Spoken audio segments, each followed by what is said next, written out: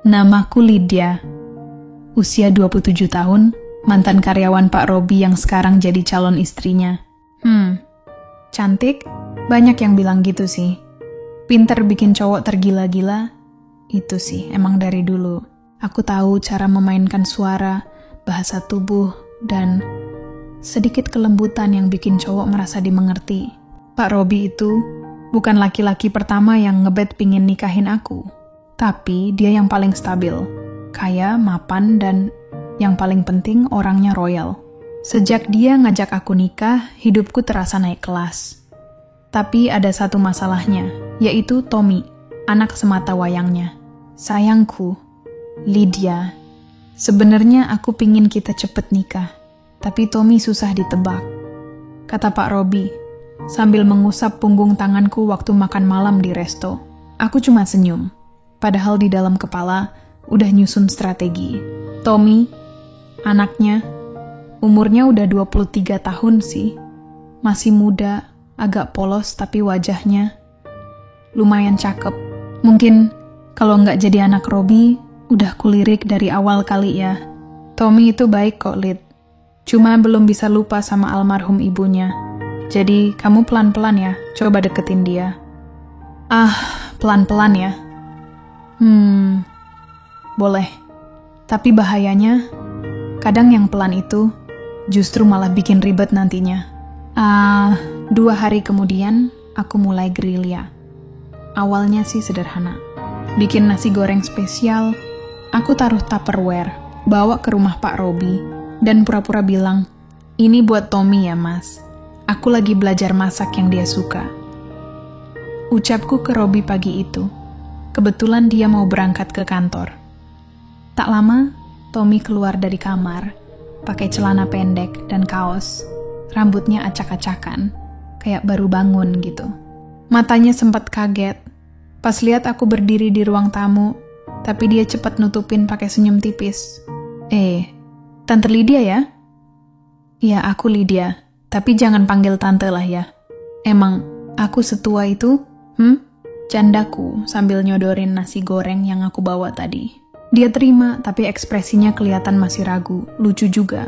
Anak cowok kayak gini biasanya tinggal ditarik dikit. Kayaknya nanti juga lengket. Aku toleh, pura-pura kikuk. Aku nggak papa kan datang. Papa kamu lagi kerja, aku pikir sekalian kenalan sama kamu. Dia cuman angguk pelan. Tapi aku tahu matanya sempat turun, ngelirik ke bagian dadaku yang sedikit longgar. Aku pakai kaos santai sih, tapi cukup buat bikin cowok-cowok ngelantur pikirannya. Hari-hari selanjutnya, aku makin rajin datang ke rumah Robi. Kadang ngambil cucian kotor milik Tommy. Laku aku bawa pulang ke kontrakanku buat dicuci setrika. Sesekali aku ajak ngobrol di teras, sambil nyuapin kue yang aku buat sendiri. "Serius kak, kamu nyuci sendiri? Emang gak capek?" Tanya Tommy heran. Aku ketawa kecil. "Aku calon istri, harus nyenengin calon anak. Kamu suka gak sih kalau ada ngurusin kamu kayak gini?" Dia diam sebentar, lalu senyum. Tapi matanya kelihatan banget mulai berubah. Bukan kayak anak polos lagi. Lebih ke penasaran. Dan dari situ aku tahu, usahaku ini kayaknya mulai berhasil. Hari itu cuacanya panas. Aku baru aja beres dari salon, krim bath, lalu mampir ke rumah Robi. Katanya sih dia masih ada kerjaan. Kesempatan pikirku. Bawaannya pengen iseng hari ini. Pas aku sampai, rumah sepi. Nggak ada suara TV, nggak ada suara musik, cuma derit pagar yang aku buka sendiri. Aku masuk dari pintu samping yang nggak dikunci. Udah kayak rumah sendiri aja. Sepi amat, anak itu kemana? Pikirku. Aku jalan pelan, lalu ngelirik ke arah teras belakang. Dan aku langsung berhenti di depan pintu kaca. Tommy lagi duduk di bangku kecil pojokan, pakai headset, mukanya serius. Tapi tangannya, ya gitu. Dia lagi nonton sesuatu di HP-nya. Astaga nih anak nggak beres. Aku cuma senyum, lalu pelan-pelan dorong pintu dan pura-pura batuk kecil. Tommy langsung kaget, kayak kejebak nyolong ayam. HP-nya jatuh, mukanya merah banget. Nggak ngapa-ngapain kok. Kak Lydia. Aku pelintir rambutku. Pura-pura nggak ngerti tapi pakai nada nyindir. Oh, gitu. Jadi kerjaanmu nonton gituan ya? Dia makin salah tingkah. Enggak kok, ini cuman... Ya fak sengaja. Tadi dikasih link sama temen. Aku duduk santai di sampingnya. Pura-pura nggak peduli. Tapi mataku jelas nyuri-nyuri pandang ke arah HP-nya yang masih nyala setengah layar. Tenang aja Tom, aku ngerti kok. Cowok seusia kamu ya wajarlah. Ujarku sambil nyandarin punggung, suara sengaja aku bikin pelan, lembut. Tommy diem. Tangannya ngelap keringat di leher. Aku miringkan kepala menatapnya tajam pakai senyum lebar. Tapi aku penasaran. Kamu nonton emang udah pernah? Maksudku, kamu udah pernah pacaran belum? Dia ngangguk pelan, lalu geleng cepat. Belum, Kak. Duh, polos banget. Tapi justru itu yang bikin gemes. Aku ketawa kecil lalu mendekat. Ya, kasihan banget ya. Cuman bisa nonton aja ya. Ya, gimana Kak? Aku masih ngobrol sama cewek aja masih grogi, katanya lirih. Aku langsung nangkap maksudnya. Kamu, mau aku bantu? Dia langsung noleh, kayak heran gitu. Serius Kak? Aku angguk. Aku kan cewek Tom. Jadi kamu bisa latihan sama aku. Aku ajarin cara ngomong, cara nyentuh, cara bikin cewek nyaman. Tapi inget ya, ini latihan. Jangan baper, kamu. Tommy diam, tapi senyumnya kayak nggak bisa ditahan. Dia kayak anak kecil dapat mainan mahal. Mau Kak, mau banget aku. Aku berdiri, lalu nyender di dinding, ngelirik dia dari atas ke bawah. Ya udah, mulai sekarang anggap aja aku temen kamu, cewek incaran kamu ya. Tommy kelihatan gugup, tapi matanya nggak lepas dari wajahku. Kamu cantik, Kak. Aku nggak bisa nahan senyum, kurang berani, Tom. Coba kata lain ada nggak? Dia narik nafas bentar, terus nyoba lagi. Kalau gitu, aku bilang, aku suka kamu dan aku pengen lebih dekat. Boleh? Aku pura-pura kaget. Nah, gitu. Tapi deketnya yang kayak gimana dulu nih? Tommy bingung. Mukanya merah lagi. Aku dekati pelan, lalu bisik di telinganya. Tenang, Tom. Kita latihannya santai. Ya, udah seminggu aku bantuin Tommy latihan PDKT. Dari mulai ngobrol, buka topik, sampai gaya duduk biar kelihatan keren. Tapi dari semua itu, yang paling aku nikmatin adalah lihat ekspresinya pas aku lagi sama dia. Tiap kali aku sok-sok pegang tangannya, pura-pura ajarin sambil nyolek bahunya. Bikin dia salah tingkah setengah mati. Sampai akhirnya sore itu di teras belakang, Tommy tiba-tiba cerita, Kak, aku ada cewek yang aku suka. Aku lagi nyicipin teh botol yang aku bawa dari kontrakan. Langsung noleh. Serius? Kamu? Sejak kapan? Udah lama sih, Kak. Dia temen kuliah dulu, namanya Dita. Wah, baru jujur sekarang? Aku godain sambil nyikut perutnya pelan. Tommy malu-malu, terus nyodorin HP-nya ke aku. Nih, fotonya. Cantik kan? Aku lihat fotonya. Cewek manis, berjilbab, senyum kalem, alim gitu. Tipe-tipe perempuan baik-baik. Agak beda dari aku, tapi ya, selera orang beda-beda. Cantik sih, Tom, jawabku. Tapi, kamu yakin bisa deketin dia? Dari gayanya, dia kayak tipe yang nggak sembarangan. Itu dia, Kak. Makanya aku bingung. Dia kayak terlalu baik buat aku. Aku duduk lebih dekat, ngelirik dia sambil senyum penuh niat. Makanya ada aku kan? Tenang, aku bakal bantu. Dia kelihatan senang banget. Matanya berbinar. Tapi ingat ya, bikin dia nyaman dulu, baru pakai perasaan. Gak asal tembak. 2 hari kemudian, Tommy bilang, dia punya info kalau Dita kerja part-time di toko buku dekat kampus. Aku tawarin buat anter, tapi Tommy bilang, malu kalau ketahuan datang bareng cewek. Akhirnya, aku ngetem aja di mobil, parkir agak jauh, tapi cukup buat ngeliat Tommy dari kejauhan. Serasa jadi comblang. Dari dalam mobil, aku lihat Tommy berdiri kikuk di depan toko. Sempat bolak-balik, kayak nunggu momen. Tapi akhirnya, dia masuk juga. Beberapa menit kemudian keluar sambil senyum. Pas dia balik ke mobil, mukanya semringah. Kak, tadi aku ajak ngobrol sebentar. Dia masih inget sama aku. Aku tepuk bahunya. Bagus. Gitu dong. Besok kamu ajak ngobrol lebih lama. Kasih alasan buat ketemu lagi. Ajak ngopi kek. Dia ngangguk. Tapi ada momen dia diam sebentar, terus nanya pelan, Kak Lydia, kamu pernah kayak gini nggak? Suka sama orang, tapi tahu dia nggak bakal bisa kamu punya. Aku ngedelik senyum pelan. Sering sih, tapi kadang justru yang nggak bisa dimiliki itu yang paling bikin penasaran. Dia diam lagi, tapi mata kami sempat bertemu. Tatapan yang bikin hening, tapi rasanya, entah ya, aneh aja. Aku bantu Tommy deketin cewek lain. Tapi entah kenapa, tiap lihat dia usaha, aku kayak ngerasa digelitik. Mungkin karena dia kayaknya mulai gak sepenuhnya polos lagi sih.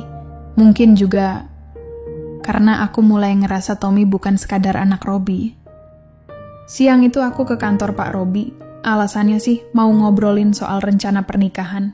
Tapi dari cara dia nelpon aku semalam, nada suaranya, aku tahu maksudnya lebih dari sekadar diskusi cincin dan undangan. Dan benar saja, belum duduk 5 menit, tangan Pak Robi udah mulai gak jelas. Sebentar aja ya sayang, aku lagi stres kerjaan. Bisiknya sambil lanjutin yang dia mau. Ya, beginilah kalau lagi ngejalani sama pria mapan. Kadang harus nurut biar dompet tetap hangat. Setengah jam kemudian, aku keluar dari ruangannya sambil benerin rambut dan lipstik. Masih kerasa lemes dikit, tapi lumayan juga. Dia emang tahu cara manjain cewek. Aku pun juga tahu caranya ngebuat dia, biar kayak pingin terus sama aku gitu. Dari kantor, aku langsung meluncur ke rumahnya. Pak Robi bilang Tommy libur, jadi di rumah sendirian. Aku udah niat buat mampir, ngobrol, godain dikit, terus pulang. Tapi, entah kenapa, tiap kali ketemu Tommy, kok aku malah suka keterusan. Aku sampai sore-sore. Rumah sepi kayak biasa, dan pagar depan juga nggak dikunci. Aku masuk, ketok pintu sambil teriak pelan. Tommy, Kak Lydia datang nih. Dari dalam, terdengar suara langkah pelan. Tommy keluar dari dalam rumah pakai kaos tipis dan celana pendek. Matanya kayak baru bangun tidur. Rambutnya acak-acakan. Kak, baru datang? Iya, kamu sendirian ya? Ya. Aku masuk, duduk santai di sofa. Baru bangun ya? Mimpi apa barusan? Dia nyengir kecil. Lupa, tapi kayaknya mimpi aneh. Aku nyolek pelan lututnya pakai ujung jari. Aneh kayak gimana? Jangan-jangan mimpiin aku ya? Dia langsung ngelirik cepat. Hah? Enggak. Maksudnya, enggak tahu, Kak. Aku ketawa pelan. Lalu lepas jaket yang aku pakai, nyisa kaos putih yang cukup ketat nempel di tubuh. Keringetan dikit gara-gara perjalanan, tapi justru itu bikin suasana makin gerah. Aku baru dari kantor papamu loh, kataku sambil selonjorin kaki. Dia capek banget hari ini. Tommy noleh, matanya ngelirik cepat ke arah dadaku tapi buru-buru dialihin. Aku pura-pura gak lihat. Capek kerja, aku senyum tipis. Iya, tapi sekarang kakak capek juga. Boleh numpang rebahan di sini. Tommy angguk pelan. Aku naik ke sofa, rebahan setengah menghadap dia. Mata kami ketemu. Tapi dia tetap diam, seperti nahan sesuatu. Aku iseng nanya, kamu masih mikirin Dita? Tommy ngangguk pelan. Iya. Tapi kayaknya dia gak pernah ngasih sinyal. Makin bingung, Kak. Jangan bingung. Makanya kakak bilang, kamu harus terus usaha. Kamu harus tahu caranya bikin cewek merasa tertarik. Dia masih diam, tapi nggak narik tangannya. Wajahnya udah mulai merah lagi. Aku bangkit dikit, duduk dekat dia. Kamu tahu nggak, cewek itu suka dimanja asal waktunya pas. Mau coba? Tommy noleh cepat. Coba gimana? Aku deketin mukaku, nyaris nempel di pipinya. Nggak tahu Tom. Kamu ini emang bodoh atau pura-pura bodoh aja sih sebenarnya? Ucapku sambil berdiri, lalu pulang gitu aja nggak ngomong apa-apa lagi. Sore itu, aku baru pulang dari minimarket waktu HP-ku bunyi. Tommy. Agak aneh sih, karena biasanya dia cuma nelpon kalau aku yang minta kabar. Tapi suaranya di telepon bikin aku langsung berhenti di pinggir jalan. Kak, bisa ke rumah sekarang nggak? Kenapa Tom? Kamu kenapa suaranya kayak habis nangis? Gak apa-apa kak, cuma butuh teman ngobrol, bisa nggak ya? Jantungku agak deg-degan. Ada apa nih anak? Tapi di sisi lain, rasa ingin tahuku langsung membuncah. Aku putar balik arah. Gak sampai setengah jam, aku udah ada di depan rumah Pak Robi. Tommy ngebukain pintu dalam keadaan kusut. Kaosnya kusam, matanya merah. Ada bekas tisu di meja ruang tamu. Gak banyak tanya, aku duduk dan langsung ngelus lengannya. Ada apa Tom? Cerita dong. Dia narik napas panjang, terus nyerah kayak nunggu dipeluk. Dita dijodohin sama pilihan bapaknya. Katanya cowok mapan, anak pengusaha. Aku gak ada kesempatan, Kak. Aku tarik tubuhnya pelan, biar nyender ke bahuku. Ya ampun. Tom, dia diem. Gak banyak gerak, cuma napasnya berat. Badannya masih hangat tapi dingin di tangan. Aku bisik, kamu udah usaha. Tapi kadang cinta tuh emang gak adil. Dan cewek, gak semuanya bisa lihat tulusnya kamu. Dia gak jawab, cuman makin nyandar. Aku gak tahu kenapa, tapi instingku langsung jalan. Tanganku melingkarin bahunya. Kuelus pelan lehernya. Dia gak nolak. Bahkan lama-lama tangannya juga nangkep pinggangku, pelan gak grogi seperti biasanya. Jadi, aku harus gimana sekarang, Kak? Bisiknya lemah. Aku tatap wajahnya. Matanya sembab tapi jujur. Gak ada nafsu. Hanya kosong. Dan celah itu justru bikin aku pengin ngisi kekosongannya. Kamu gak sendiri, Tom. Kakak ada. Kakak yang bakal nemenin kamu. Dia lirih banget waktu bilang, serius, Kak? Aku angguk. Kita mungkin gak punya cinta kayak di film, tapi kita ngerti satu sama lain. Kita deket, kita bisa bikin satu sama lain ngerasa gak sendirian. Tommy malah makin lengket gitu. Aku bisa ngerasain napasnya. Waktu aku belai rambutnya pelan, dia tiba-tiba berbisik. Kak, aku pengen kakak tetap kayak gini. Jangan pergi dulu, ya. Aku senyum pelan. Kakak gak akan kemana-mana kok, Tom. Asal kamu juga tetap jaga ini. Rahasia kita. Dia ngangguk. Dan dari caranya megang tanganku lebih erat, aku tahu dia udah mulai lepas dari Dita. Aku datang ke rumah ini sebagai calon istri ayahnya, tapi yang makin lengket justru anaknya. Dan jujur aja, bagian dari diriku seneng bisa ngeliat dia butuh aku dengan cara yang lebih dalam daripada sekadar teman. Akhir-akhir ini aku makin sering datang ke rumah Pak Robi. Alasannya sih bantuin ngurus ini itu sebelum rencana pernikahan. Pilih desain undangan, ngecek catering, dan macem-macem. Tapi yang sebenarnya yang aku tunggu-tunggu, ya, momen bareng Tommy. Bocah itu makin nempel. Mulai dari duduk deket tiap aku dateng, suka iseng nyuapin kue, sampai curi-curi peluk dari belakang pas aku lagi masak di dapur. Tapi, semua masih dalam batas aman. Gak ada yang tahu, termasuk ayahnya. Malam itu kami bertiga ngumpul di ruang TV. Aku bawa cemilan, Tommy duduk di sebelahku, Pak Robi duduk di kursi sebelah, sambil senyum-senyum lihatin kami. Lydia ini cocok banget ya, Tom, kata Pak Robi sambil ngelempar pandangan ke arah kami. Rumah jadi rame, seger. Tommy juga kelihatan lebih ceria akhir-akhir ini. Tommy cuma nyengir kecil, tapi gak bilang apa-apa. Tangannya diam-diam nyenggol pahaku di bawah meja. Aku ketawa manja. Makasih ya, Pak. Lydia juga seneng kok bisa deket sama kalian. Kayak Udah keluarga sendiri. Pak Robi langsung rangkul pundakku, lalu nyium keningku pelan. Seketika aku sempat noleh ke Tommy, dan aku lihat ekspresinya berubah. Gak banyak, cuman halus. Tapi matanya kayak gak nyaman. Aku bisa baca itu. Dia lirik aku bentar, lalu alihin pandangan. Duduknya jadi kaku gitu. Tangannya yang dari tadi mepet pahaku, sekarang ditarik pelan. Aku langsung sadar. Ada masalah nih anak kayaknya. Setelah ngobrol-ngobrol bentar sama Pak Robi, aku pamit pulang. Waktu Pak Robi antar aku sampai mobil, kami sempat pelukan bentar. Terus dia sempat nyium pipiku. Hati-hati ya sayang. Aku balas pelukan itu sambil tersenyum, tapi sudut mataku sempat melihat ke arah jendela lantai 2. Tommy, dia berdiri di balik tirai, ngintip dari kamar. Mata kami bertemu, sekilas. Tapi cukup buat bikin hatiku gak enak. Di mobil, aku duduk beberapa detik sebelum nyalain mesin. Kepalaku penuh pikiran. Tommy ngeliat semua tadi. Pelukan, ciuman, senyum manja kami.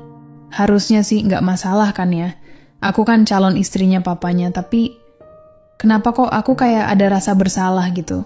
Atau bukan bersalah, tapi kasihan? Atau takut kehilangan perhatian Tommy? Besoknya, Tommy gak ngehubungin aku. Padahal biasanya dia paling rajin kirim pesan. Bahkan sekadar lagi ngapain kak, pun gak ada. Kosong. Dan anehnya, aku ngerasa kehilangan. Sore itu, aku baru aja selesai mandi. Rambut masih basah, daster udah nempel di badan. Baru mau duduk selonjoran di sofa, tiba-tiba HP-ku bunyi. Nomor Tommy. Aku diam beberapa detik. Baru mau mengangkat, udah terdengar suara dari depan pintu. Tok, tok, tok. Astaga, gumamku. Aku cepet-cepet ambil kardigan tipis, lalu jalan ke pintu. Pas ku buka, dia berdiri di sana. Tommy. Dengan kaos hitam, celana jeans, wajah kusut, dan tatapan kosong. Hai, sapaku hati-hati. Kamu kenapa nggak ngabarin dulu? Aku pengen ketemu kamu, Kak. Jawabnya pendek. Tanpa nanya apa-apa lagi, aku buka pintu lebih lebar. Boleh. Yuk, masuk. Dia duduk di ujung sofa, lalu aku duduk santai di sofa seberangnya. Ruang tamuku sempit, suasana sepi, dan cuma ada suara jam dinding yang berdetak pelan. Kamu kenapa, Tom? Ada masalah apa kamu? Tanyaku lembut. Dia diam lama. Matanya gak mau ngelihat mataku, tapi tangannya mengepal di lutut. Aku lihat waktu malam itu, Papa, sama Kak Lydia, ucapnya pelan. Dek. Aku diam. Gak mau langsung jawab. Coba biarkan dia omongin semua dulu. Aku gak tahu kenapa, tapi rasanya kok kayak gak enak, gak nyaman. Padahal aku tahu kalian bakal nikah. Tapi aku jadi kepikiran terus. Aku tarik napas dalam. Kenapa? Kamu cemburu ya, Tom? Dia akhirnya noleh. Mata itu bukan mata anak kecil lagi, bukan bocah polos lagi. Aku gak tahu, Kak. Tapi tiap lihat Kak Lydia deket Papa, aku kayak rasain sakit. Suasana mendadak lebih sunyi. Lalu dia berdiri, jalan ke arahku, berdiri tepat di depanku yang masih duduk. Aku mendongak, menatap wajahnya yang sekarang kelihatan beda. Ada getar, ada dorongan, tapi juga ragu. Aku tahu, Kak. Harusnya aku gak boleh gini, katanya pelan. Tapi sebenarnya kamu gak sendirian, Tom. Aku juga ngerasa gitu pas kamu cerita tentang temanmu Dita, bisiku. Dia pindah duduk di sampingku. Dekat. Napasnya terdengar jelas. Tanganku yang ada di atas paha perlahan digenggamnya. Erat, lama. Kamu kesini? Cuma buat ngomong itu? Tanyaku, suara gemetar. Dia nengangguk tapi nggak ngelepas tanganku. Itu Kak, juga buat nanya sesuatu. Nanya apa Tom? Dia noleh, serius. Kalau aku minta Kak Lydia, jangan nikah sama papa. Itu, aku terlalu egois ya. Aku terdiam. Dada terasa berat. Dunia kayak berhenti sebentar. Lalu aku jawab pelan, ya iyalah Tom, egois. Tapi jujur aja, aku malah seneng kalau kamu punya rasa egois. Dia senyum kecil. Aku nggak tahu hubungan kami ini sebenarnya apa. Tapi rasanya aku nggak pengen itu berhenti. Tommy datang bukan sekadar tamu, tapi tamu yang bawa sesuatu. Rasa yang nggak bisa lagi dia pendam, dan keberanian buat mengakuinya. Dan aku menyambut bukan sebagai calon ibu tirinya, tapi sebagai cewek yang juga haus akan rasa yang beda. Aku nggak pernah nyangka kedatangan Tommy malam ini bakal berubah jadi sesuatu yang nggak bisa aku tarik mundur. Setelah obrolan di sofa tadi, kami nggak langsung ngomong apa-apa lagi. Dia cuma duduk, diam, masih megang tanganku. Aku berdiri. Aku ambil minum dulu? Dia hanya mengangguk. Aku jalan ke dapur, berusaha nenangin jantung yang deg-degan. Tapi langkahku langsung berhenti waktu ngerasa dia ikut berdiri dan ngikutin aku dari belakang. Di dapurku yang sempit, aku ngerasa kayak disamperin pelan-pelan. Langkahnya kerasa makin dekat. Lalu dia bisik di belakangku. Kak, aku pingin sama kamu terus. Boleh nggak? Aku nggak jawab. Tapi kata-katanya barusan rasanya bikin aku nggak bisa jalan. Kamu mau apa, Tom? Bisikku. Jangan aneh-aneh, ya. Ucapku seolah biar dia berhenti gitu. Tapi kok dia malah makin mendekat. Napasnya nggak beraturan, udah mulai terasa di belakang kepalaku. Tangannya mulai gemetaran waktu nahan tubuhku lebih erat. Aku pingin sama Kak Lydia, bukan sebagai calon ibu, tapi sebagai... Aku noleh, dan untuk pertama kalinya, aku ngerasa deket banget sama Tommy. Kamu yakin, Tom? Kalau ini dilanjutin, jangan salahin aku kalau kamu bakalan nyesel, ucapku lirih. Tommy terdiam sesaat, tapi tangannya tiba-tiba ngeraih lenganku, dicengkeram erat. Enggak, Kak. Aku nggak bakal menyesal. Aku cuma mau kamu. Sekarang, dan setelah itu semuanya kayak blur. Dunia cuma ada kami berdua. Kami jalan cepat ke sofa. Dan gak kerasa, pakaianku perlahan udah berantakan semua. Tommy masih ragu tapi matanya penuh tanya. Dan aku gak nolak. Sabar, Tom. Kamu harus bisa ngendaliin emosi. Kamu gak boleh gini terus. Dia malah geleng. Gak mau dengar kata-kataku. Aku bingung, gak bisa berkata-kata. Sampai akhirnya, dia paham dengan semua yang dia lakukan.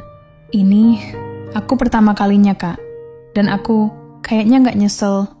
Tanpa sadar, aku cium keningnya, belai rambutnya, lalu bisik pelan, ingat, ini cuma kita yang tahu. Jangan pernah cerita ke siapa-siapa, apalagi papa kamu. Dia diam, lalu angguk, pelan. Malam itu bukan soal cinta, tapi tentang dua orang yang butuh pelarian. Besoknya, aku bangun lebih dulu. Tommy masih tidur di sofa, pakaianku kusut, tubuh masih panas, tapi hati kosong.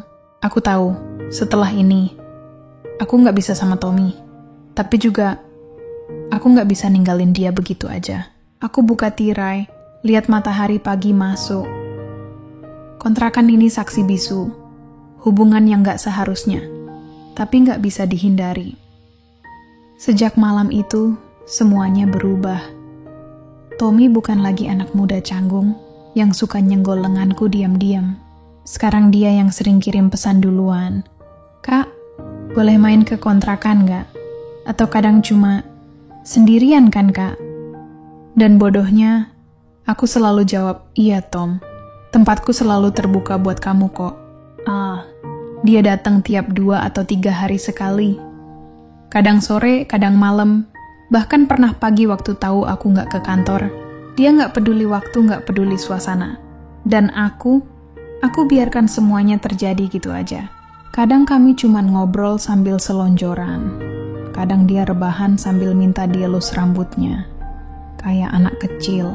Tapi makin lama, dia makin berani minta lebih. Dan aku makin susah buat bilang nggak mau.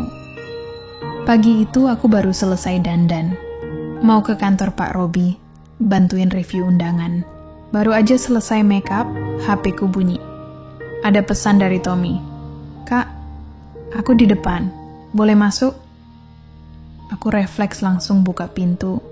Dia berdiri di sana, masih pakai jaket, rambut awut-awutan, matanya sayu.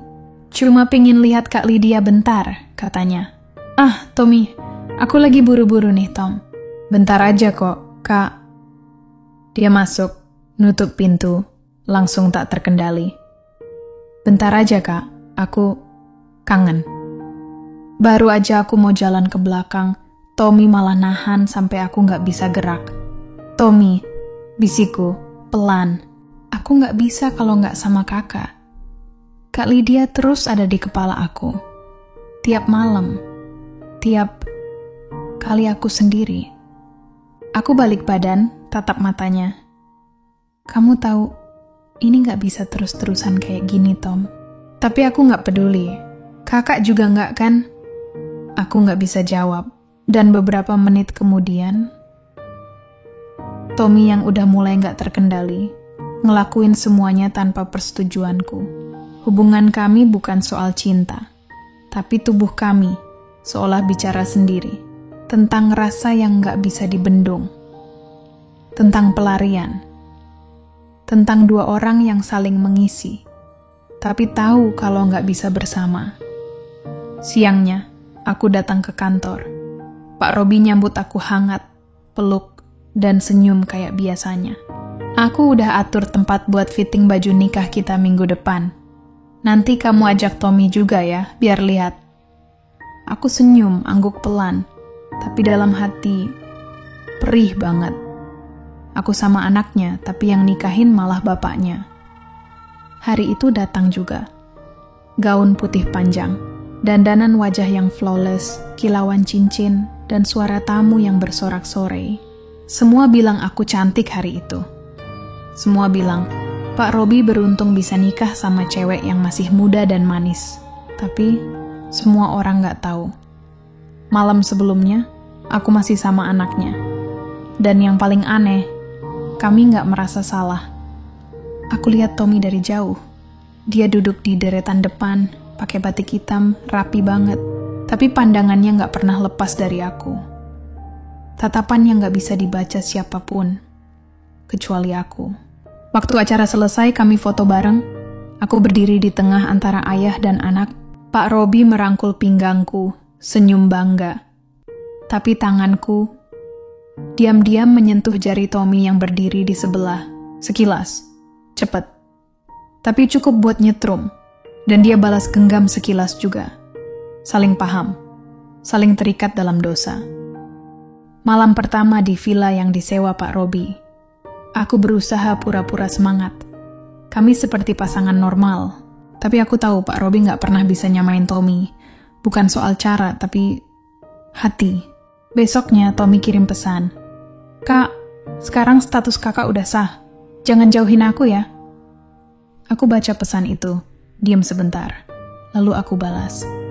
Kita gak akan pernah bisa sama, Tom. Tapi lihat aja nanti. Dan begitulah akhirnya. Aku resmi jadi istri Pak Robi. Tapi juga diam-diam tetap dekat sama anaknya.